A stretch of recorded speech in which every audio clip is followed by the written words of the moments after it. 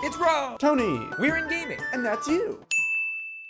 Hello gamers and welcome back to the Inn. I'm Rob, of course, or Warjack if you want to call me by my in-game name, and today we're going to be doing some deck testing on the mid-range Paladin. This is very similar to kind of Strifeco's mid-range Paladin, but I've made a few minor changes to it, kind of my style-ish, and we're going to see how it goes. So this is like N'Zoth Paladin, but with more early game tendencies, because the problem with N'Zoth Paladin, as we've seen, it just gets blown out of the water with any sort of other mid-range or aggro deck. But if you play another control deck against... if you're playing N'Zoth Paladin and you go against a control deck, you're fine. But if you go against aggro or mid-range, you're fucked. So I've kind of built the deck in a sense that it can handle all kinds of decks. So we're going to test it out, see how it does. Hopefully it'll do fine. For those of you who are unfamiliar with our deck testing videos, we go ahead and we play roughly, I want to say 30 to 45 minutes. We play with the deck, we see how we do, and we make changes as we go and as we see fit. Keep in mind that this is it'll be the 4th of July in 20 minutes. I've had quite a few drinks, so I'm not really sure how well this deck testing is going to go, but ideally it should go fairly well. Drinking normally doesn't make my Hearthstone plays that much worse, but there might be a few mistakes here or there. So to start off, we went to Tony's house today. For those of you who are unfamiliar with Tony, he's the other in-gaming member. What do we do this turn? So we can coin out Argent Horse Rider, and then that does nothing. If we play the Tide Hunter, he'll have to swing his Tunnel Trog into the Tide Hunter's taunt that it brings out, and then we can actually coin out the Selfless here because we have 2/3 drops, or we just play the Harvest Golem, and then we swing into the taunt, and then he swings into here. This kills that. This still has 1 HP. So I think the Tide Hunter coin into the Selfless Hero is a... What are you doing, hand? What are you doing? Stop moving around. Being a little wiggle worm over here. I think this is fair. Builds up the board fine. If he goes ahead and does Lightning Storm, we're going to be fucked either way. So ideally, he just doesn't have Lightning Storm on turn 3 with 24 cards left in his deck. But who knows? So yeah, we went to Tony's. We drank... I believe 2 beers at Tony's. We had 2 Angry Orchards. Then we had I don't even know what the fuck he made. He made some mixed drink. It was like seltzer water and vodka. Gin and tonic, I think that was called. I think that's a pretty girly drink. But either way, we had a gin and tonic. And then here we've had 1 shock top, and then this is another shock top. And this has been in about an hour span, maybe an hour and a half. So we feeling the burn. Alright, what do we got going on here? Give me a second to analyze the board. Really figure out what's going on here. So we definitely going to kill the Tunnel Trog, that's without a doubt. But if we swing here, swing into here, it's going to give one of these Divine Shield, and I really don't care about giving one of those Divine Shield. If we go with the taunt or the Horse Rider, we don't really gain anything. So Harvest Golem is definitely most likely going to be the pick, because we can actually make trades with the Horse Rider. As of now, we really don't care about making the trades. We can save the 2/1s on the field, and then swing our 2/1 into here, swing the 1/1 into here. But either way, this totem has to die somewhere along the lines. So I think... I think this is fair. So we're going to attack into here. We're going to play the Harvest Golem. We're going to knock... Should we attack the totem and then attack the totem golem? I think that's key. So we'll swing into here.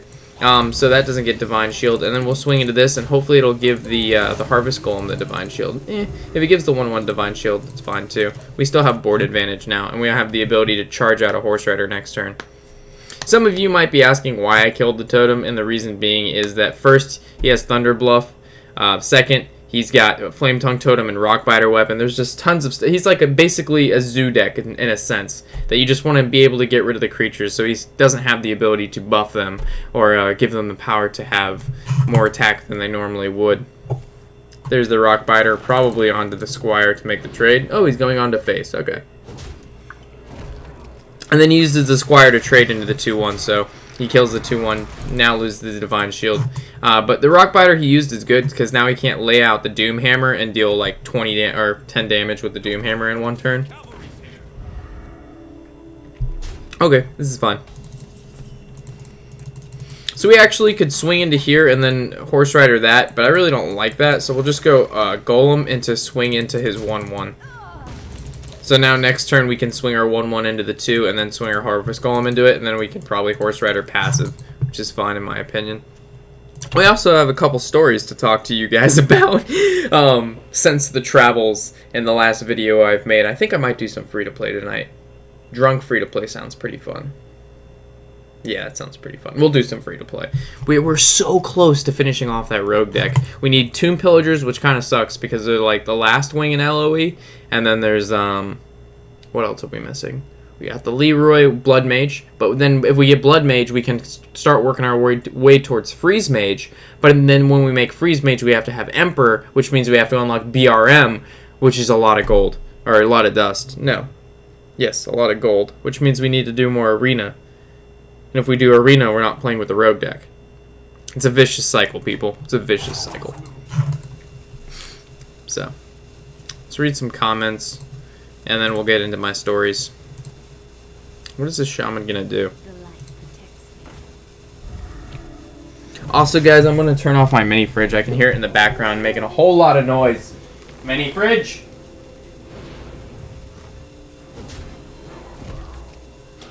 That mini fridge.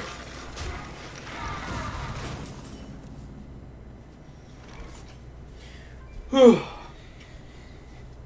You know I'm a very adventurous person. On July 4th, I'm sitting in my home alone in the basement. Just kidding. We don't have basements in Florida, but if we had one, this would be it.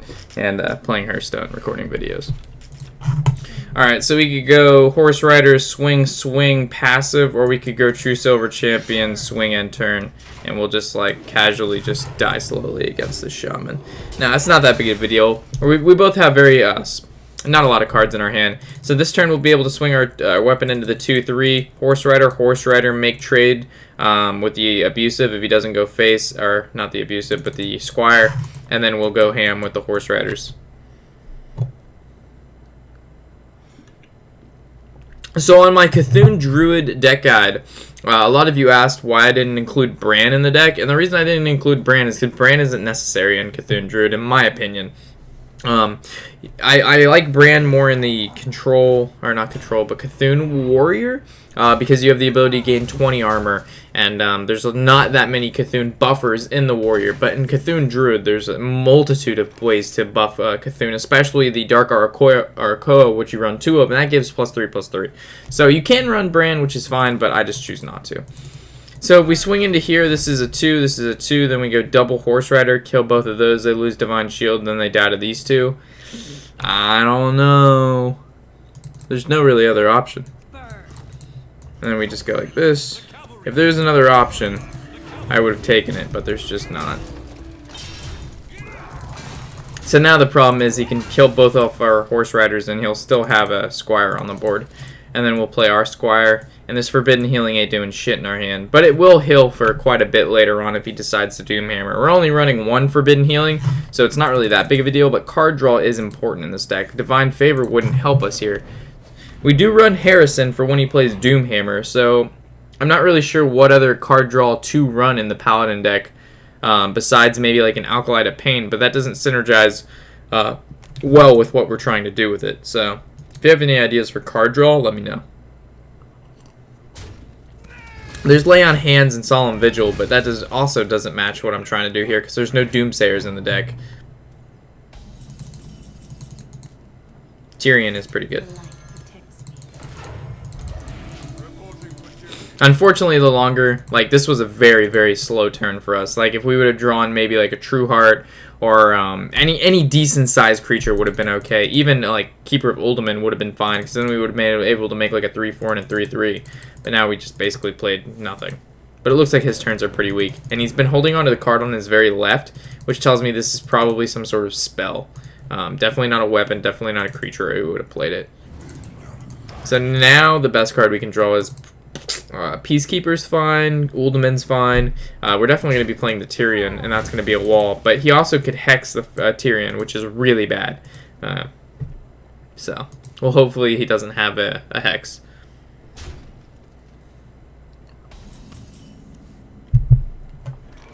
I think he may have the Hex, but we don't have the luxury of not playing Tyrion right now. He could be playing aggro shaman because he did run the abusive. So if he's running aggro, he most likely doesn't run Hex because of this guy right here. Because the faster variants of Shaman don't depend on Hex to be able to deal with creatures. They just shoot spells at them. So if this is a spell and it's not Hex, it'd be Lava Burst. So he'd probably swing his 2/1 into here, knock off the Divine Shield, use his Spell Power Totem, get the +1, Lava Burst this for 6, go face for 7. We get the weapon, and then we might have to... We'd probably then equality... No, yeah, we'd equality, swing weapon into the totem, and then swing our 1/1 into the 7/7 after we've equality so it makes the trade. Or we can just draw in a consecration. I think I'm thinking too much, boys. Alright, so any other questions in the chat? Is Raven Idol worth it if you don't have Fandral and you're talking about Cthulhu Druid? I say if you want to build a Druid deck and you don't have Fandral, I would probably hold off. So we did have the Lava Burst. Wow, it's like it's a fortune teller, boys. How do we know this? How do we know?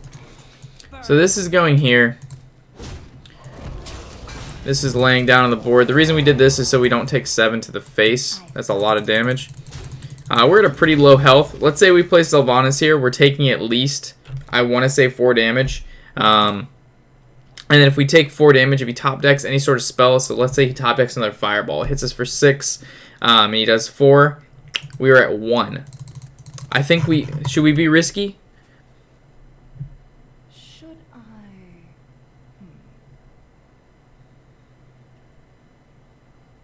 No, if he does, because I want to heal for full. Whatever. We'll be ballsy. Let's see if he can top deck the extra damage. Hopefully he can't, but let's see if he does. A top deck of like Doomhammer would be fair right now. I see like a Doomhammer top deck for him. That'd make sense.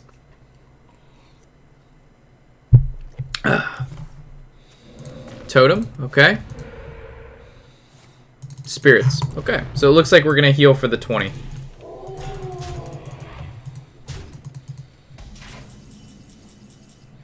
N'Zoth is pretty good. So this is going here. This is going here. And then basically the round just restarted.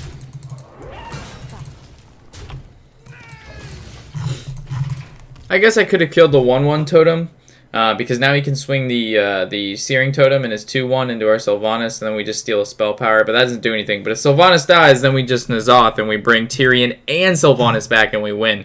So this is where, like, this deck goes from being very aggro, like, offensive in the beginning with the Horse Riders and stuff, and the Argent Squires, and then it turns, you thread on the N'Zoth, and you're getting a Sylvanas and a Tyrion. At that point, most decks can't handle it unless you're playing against maybe a Warrior who at that point can brawl. We're not running Elise in this deck, so unfortunately, if you're playing against a very heavy Control Warrior-esque / Priest deck, you're most likely going to lose. But for the most part, this is very fair. So there's the Doomhammer, and it looks like he's going to swing into Sylvanas. I'm feeling like we're going to take the Taunt Totem, just because he's targeting it, and that's just what I was feeling. No Taunt Totem was taken. Okay. So he's wondering if he should kill the 2/1, and the answer is yes. Good job. So now we N'Zoth, and we win.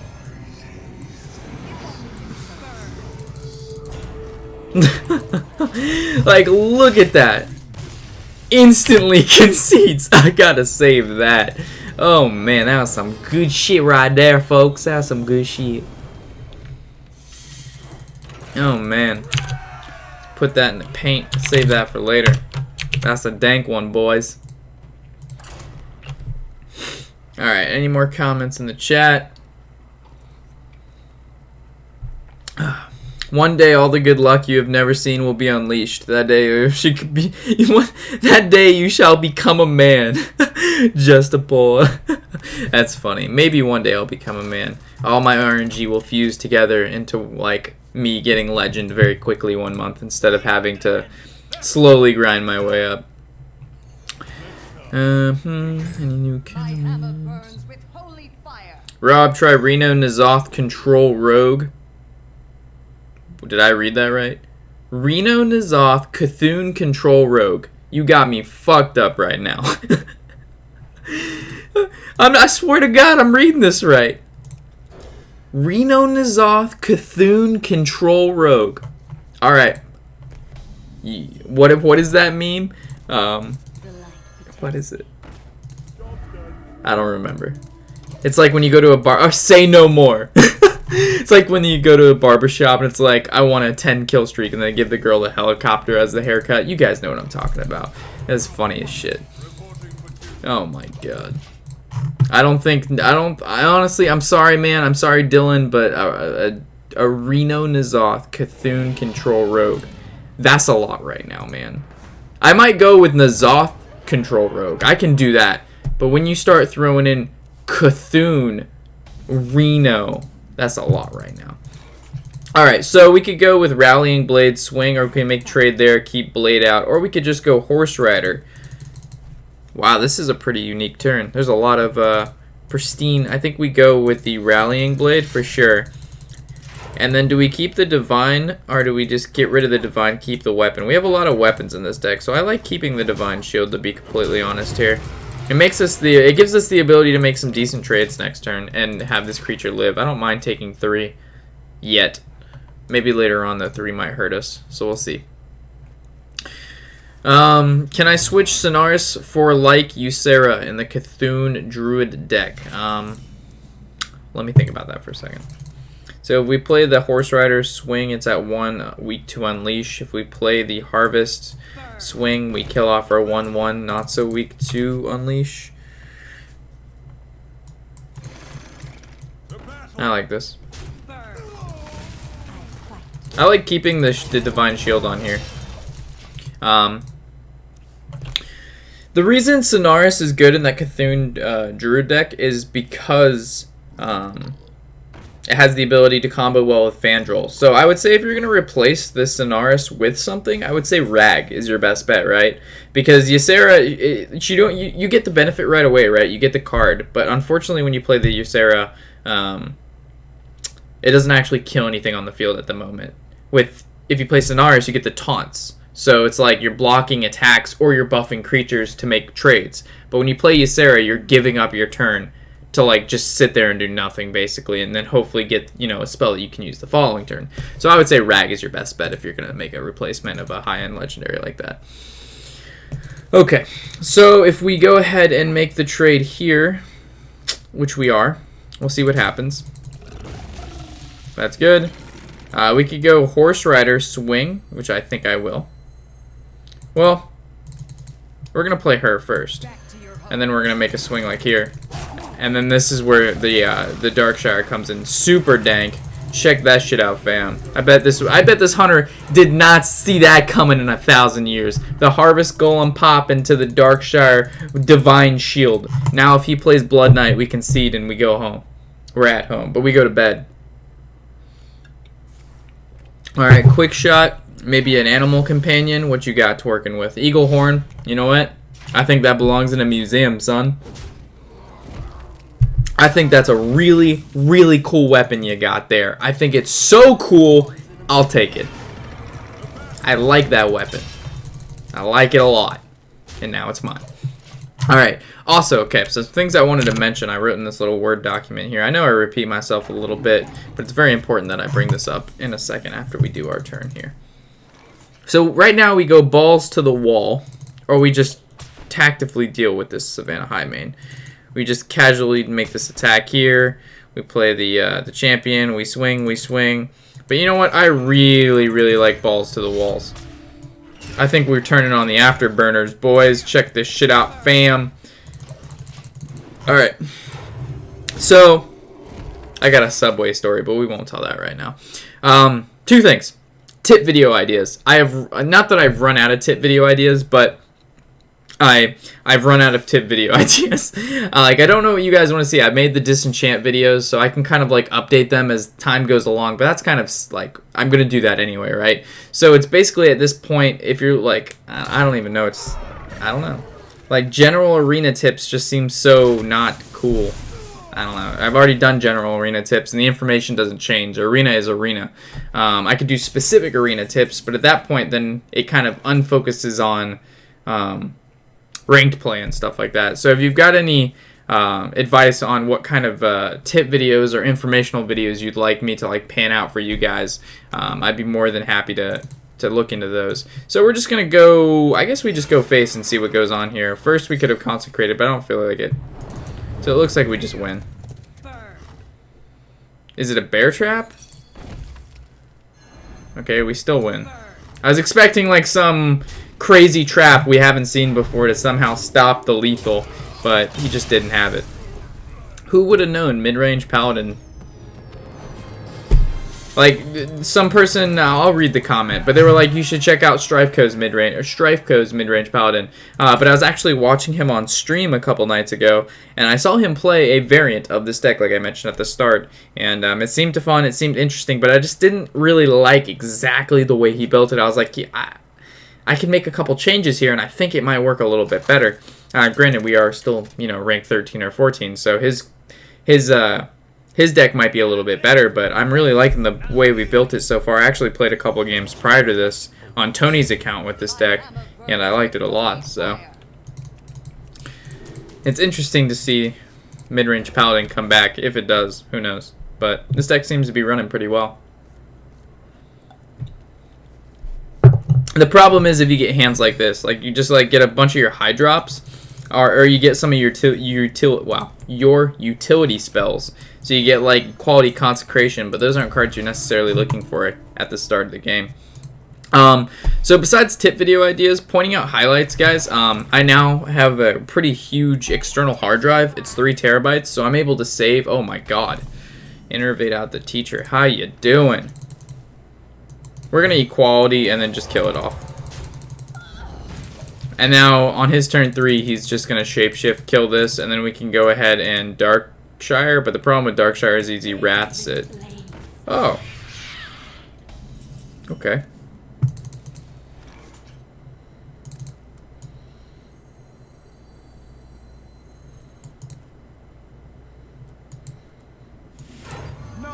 We're going to buff this up and go face.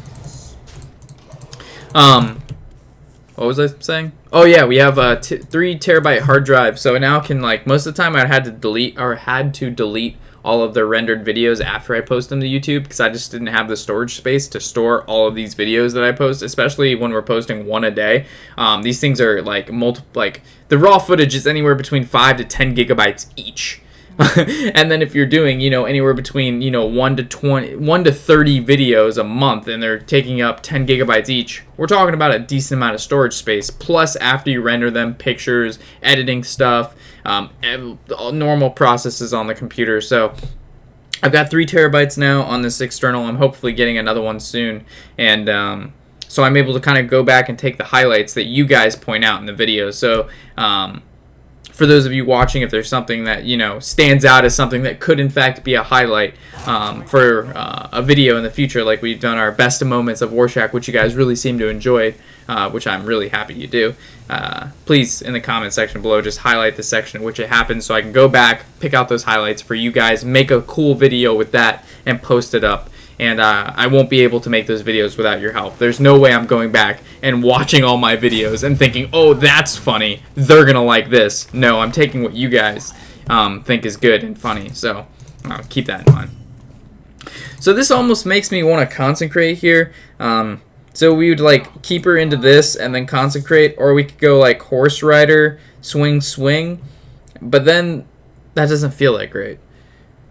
But consecration doesn't feel that great either because we're basically just having a 3-2 on the board. And I feel like he already used 1 teacher. We already used an equality. If we Horse Rider swing, he can clear board. This is fine. We'll just consecration.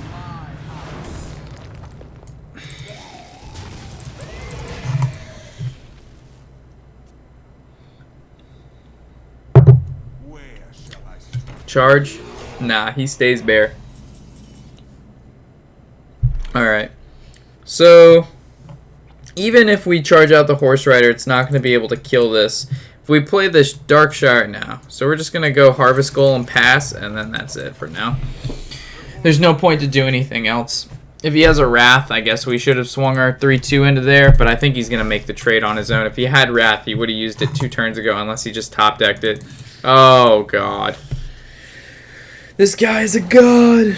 This guy is a god. This card is so good. It's going in my Beast Druid, which we're building, by the way. It's in the midst of being built. Oh, this is pretty dank. Horse Rider. Rallying Blade. Bet you didn't see that coming. Alright, so how do we effectively... I don't think there's a way to kill the Savage Combatant this turn, because this, and then this is only 3. This, and that, still not enough. Either way, we're taking damage.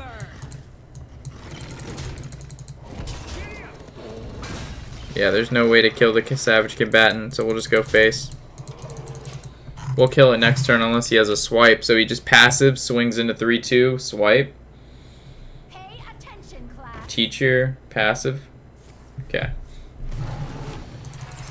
This is where Rag's going to come in clutch, unless he has Mulch. Mulchalunas.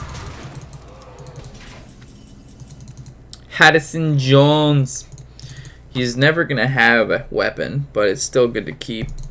So we could kill the teacher or kill the savage. This is a hard choice. The teacher can really shut us down, but the savage combatant's always going to be good. We know we're Harrison Jones. We know we're going to use our passive. Now the decision is whether we kill the savage combatant or the teacher.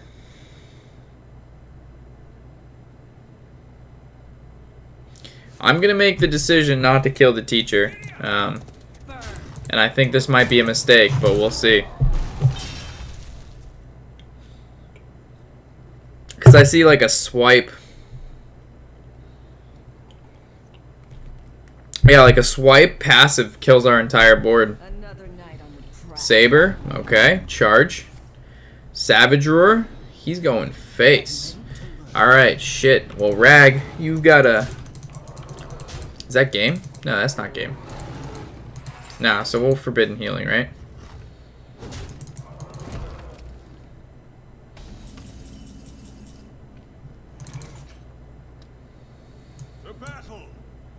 This goes here. We know that goes there. Yeah, this goes here. And then we're gonna Forbidden Healing ourselves. And then hopefully he'll just concede.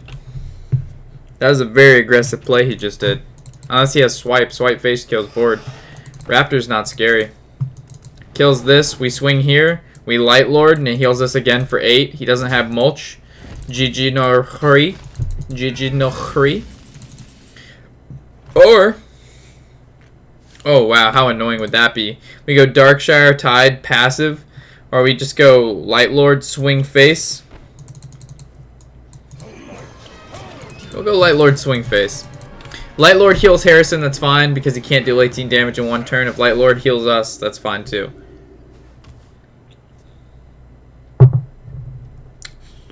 I don't see this Druid pumping out retarded, I can't say that word, a silly goose amount of damage. I cannot say the R word anymore, folks. Another night on the prowl. That's pretty good. This guy's going in. The Consamida on the floor.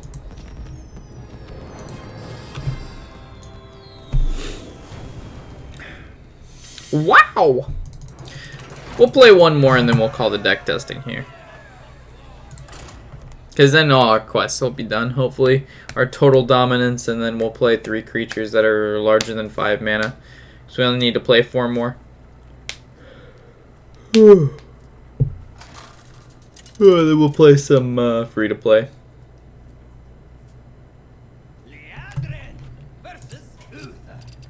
Wow, Zen's already rank 7. Good job, Zen. My hammer burns with holy fire. It's a pretty solid hand. So we'll get rid of this. We'll keep this. We can coin out the 3s. Sylvanas, no. You're too late. We need like another, like a 4-drop would be super dank. Get that dang 4-drop in here. True Silver Champion, Keeper of Uldaman. I really don't know what changes to make this deck. Like some of you, I know you guys are gonna say, why don't you play 2 Steward of Darkshire? And the problem is, if you depend on this card too much, it will backfire.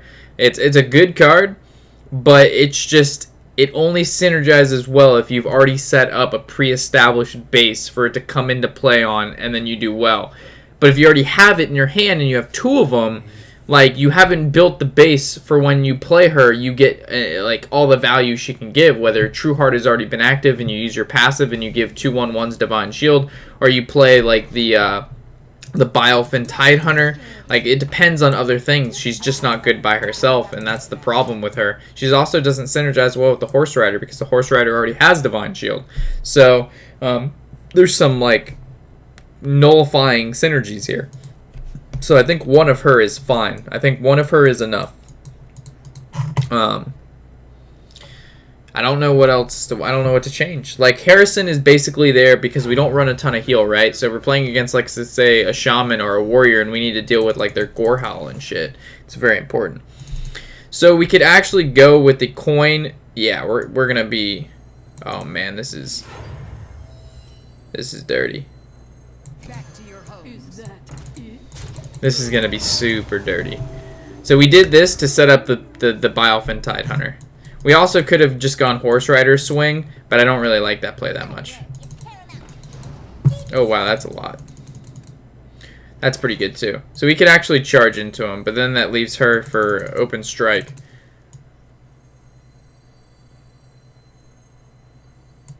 I like the Bilefin. We'll just go face. So right now he thinks we're playing aggro Paladin, but that's not what our deck is at all.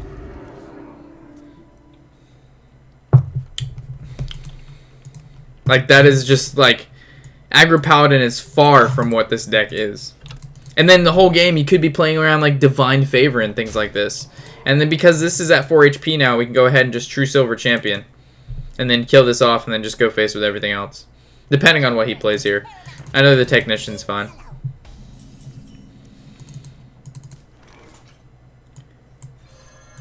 So we're going to kill off this Technician and just go face with what we have. We could have killed off this Technician, but there's no point because it's going to have to get through this taunt. And then we'd lose the Divine Shields. The Divine Shields are very important. They're very good. So right now, if he has Consecrate, he'll want to use it. But I guess we should have killed it then if he had the Consecrate, because then our Darkshire, or Dark, whatever her name is, it's Darkshire, right? Yeah, it's Darkshire. Peacekeeper's fine. We don't use her because of her attack, we use her because of her ability.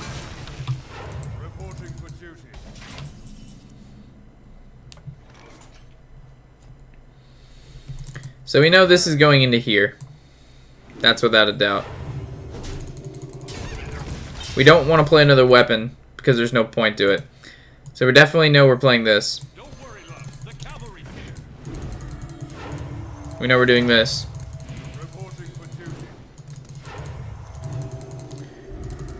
So I guess this swings here and then these two swing there.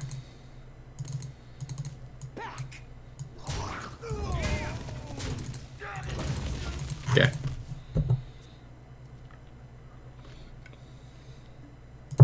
Consecrate. Corruptor makes sense. Corruptor's fine. So we could actually Rallying Blade. Yeah, actually like. So we're Horse Rider. Rallying Blade. These guys get buffed. Make trade here.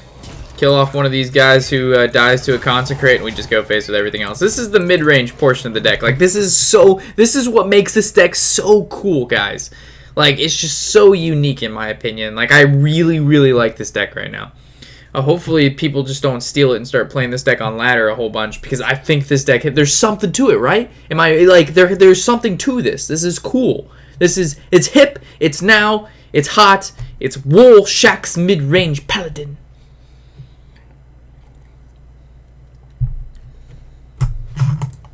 This is good stuff.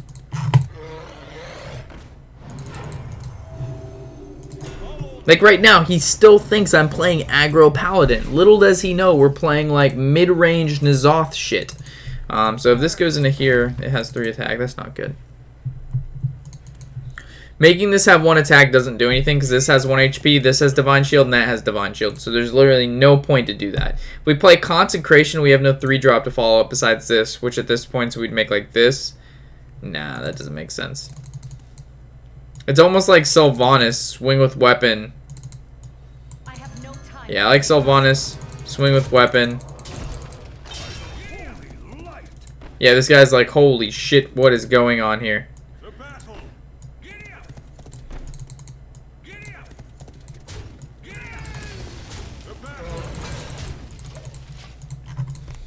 Unfortunately, now he can, like, Consecration, swing 3/3.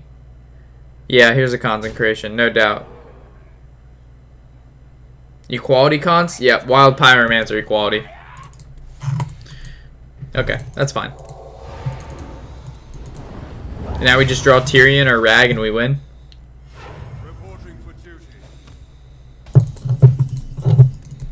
Rallying Blade, eh?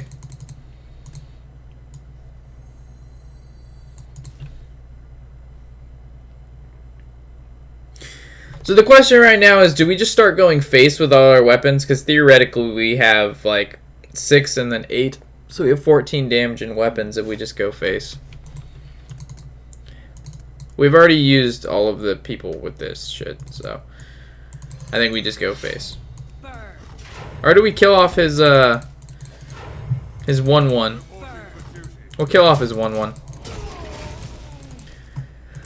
Whew.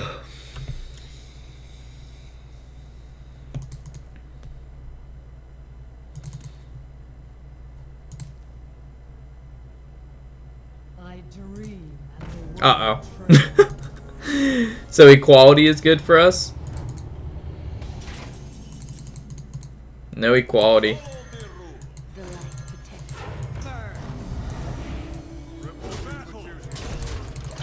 Alright, so we have lethal next turn.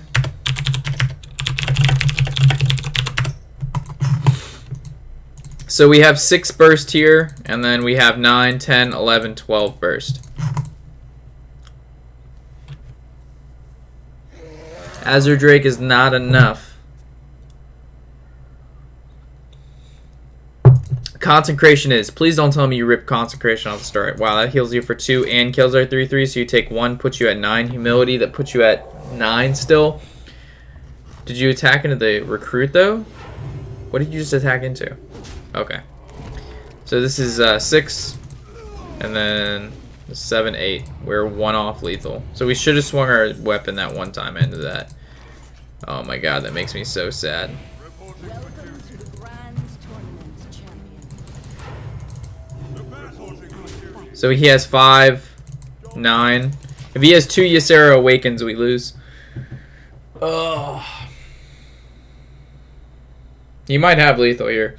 So remember that one turn when there was 2 turns. We missed 3 damage at the beginning.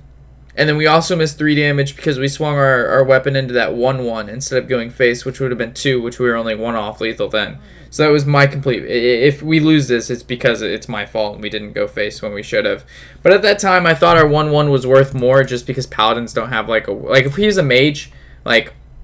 we wouldn't have done that because I don't value the 1/1 highly because he can ping it. But the fact he's playing Paladin and he already used an equality and a Wild Pyromancer... dealing with 1/1s it's semi-difficult. It's annoying. We're able to make trades with it. We also could draw in Keeper of the Ultimate. It buffs our 1/1, and if he trades into it, that's bad. But in a sense, we should have probably just gone face. But the fact that he's swinging into a creature tells us we've basically won this. Unless he plays like Tyrion here. That's not going to do it.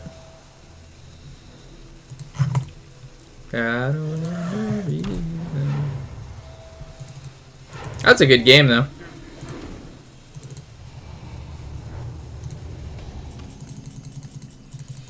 Keeper of Ultimate, too. Well, that's 2, and that's 2 anyway, so it doesn't really matter. I was just making sure we weren't, like, bamboozling ourselves out of lethal.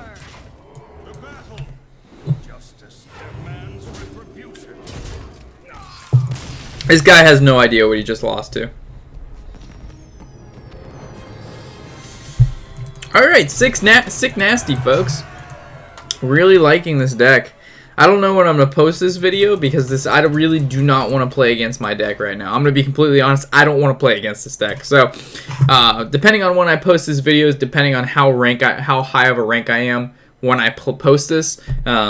So, we'll see. Maybe it's not that good. Maybe I'm just overthinking it. Let's open some packs. We're at 195. What are we at? I'm thinking an Old Gods pack. We'll get like a golden rare. That's what I'm feeling. I feel like it's a golden rare. We got a normal rare, but that's in every pack. You're not making me feel special, Hearthstone. Alright, well, anyway, guys, hopefully you've enjoyed our deck testing video. 4-0 is really not that bad, considering it's like, 4 days into the season, and we're 4-0. And we've definitely played some decent players. I mean, the decks that we went against were not bad at all. So, yeah. So, as always, I'm Morshak, of course, and happy whatever the hell day it is.